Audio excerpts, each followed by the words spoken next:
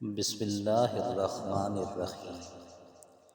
صحیح بخاری شریف حدیث نمبر 1۔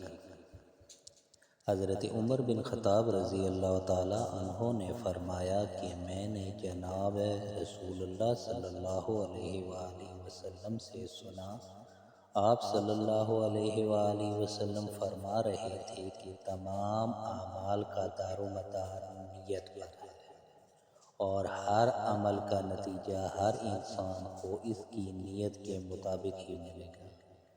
بس جس کی ہجرت دولت دنیا کی حاصل کرنے کے لیے ہو یا کسی عورت سے شادی کرنے کی غرض سے ہو، بس اس کی ہجرت انہی چیزوں کے لیے ہوگی جن کے حاصل کرنے کی نیت سے اس نے ہجرت کی ہے۔